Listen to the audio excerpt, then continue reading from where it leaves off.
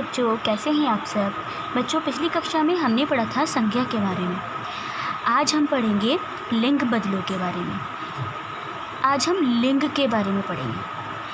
तो चलिए शुरू करते हैं। संज्ञा का वह रूप जिससे किसी व्यक्ति या वस्तु के पुरुष अथवा स्त्री जाति का बोध होता है, उसे हम क्या कहते हैं? लिंग।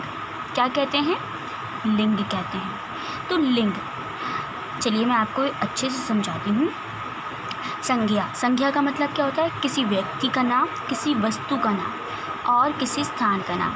तो उसमें जब हम किसी व्यक्ति या फिर वस्तु का नाम लेते हैं या किसी भी पशु पक्षी का नाम लेते हैं, तो हम उसे या तो स्त्री कहते हैं या फिर पुरुष कहते हैं। जैसे कि आपने कहा राजू, तो राजू क्या है? एक पुरुष है, एक मेल है। राजू बड़ा होकर आदमी बनेगा, लड़का बनेगा, तो वह पुरुष है। ऐसे ही मैंने बोला सीता, तो सीता क्या है? एक स्त्री है। वो बड़ी होकर एक क्या बनेगी? लड़की बनेगी, तो वो क्या कहलाएगी? स्त्री। तो इसी तरह से मोर क्या है? मोर चल रहा है, मोर उड़ रहा है। तो हम इसमें किसका हमें बोध हो रहा है कि ये भी क्या है? एक पुरुष है, एक मेल है, एक पुरुष जाति है।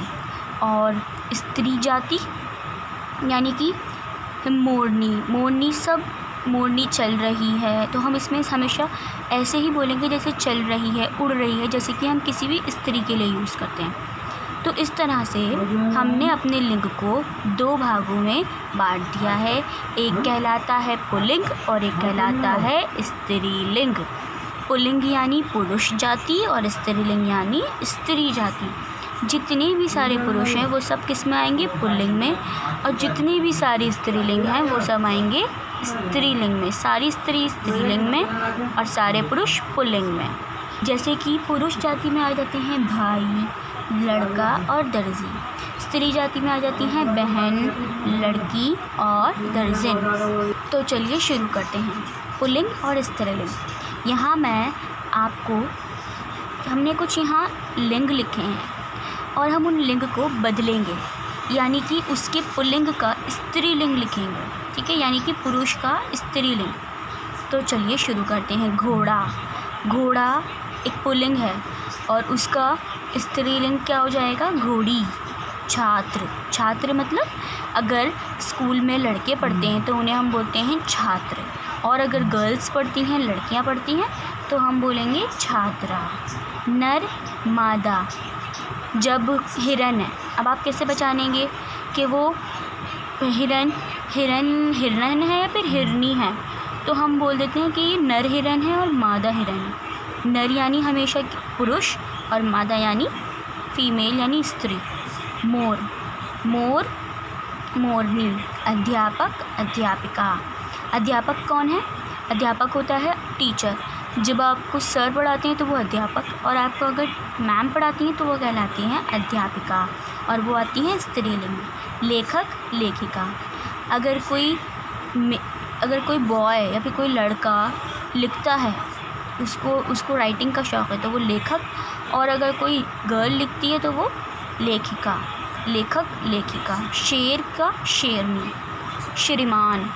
जब हम किसी बड़ी पर्सनैलिटी, किसी बड़े आदमी के बारे में बात करते हैं, जैसे कि श्रीमान। जब हम जैसे कि आप अपने सर के बारे में श्रीमान, मैं श्रीमान को बुलाना चाहूँगी। श्रीमती। जब हम किसी को इज़्ज़त देते हैं, रिस्पेक्ट देते हैं, किसी बड़ी औरत को, तो हम उसे बोलते हैं श्रीमती, जिन्हें हम रिस्पेक्ट देना चाहते हैं, जो कि काम में बड़ी होती हैं। जैसे कि आपने अपनी HM मैम को आप बोलेंगे श्रीमती HM मैम, तो श्रीमती। बालक, बालिका यानी कि लड़का, लड़की।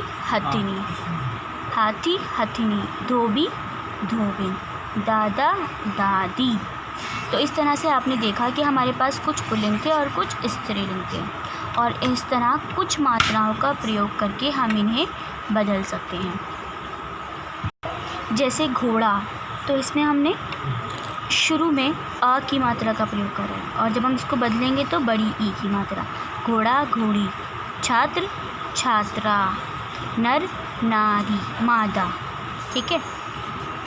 कुछ कुछ ऐसे शब्द होते हैं जो बिल्कुल ही बदल जाते हैं, पर कुछ ऐसे होते हैं जिनमें सिर्फ हम मात्रा बदलते हैं और उसमें कुछ हम जोड़ देते हैं। जैसे मोर, मोरनी, ना जोड़ दिया और बड़ी की मात्रा बदल दी। इसी तरह से बाकी सभी, जैसे कि अध्यापक, अध्यापिका, लेखक, लेखिका, पूरा शब्द वैसे ही है, बस हमने क्या करा है, इसमें कुछ मात्राओं को बदल दिया है।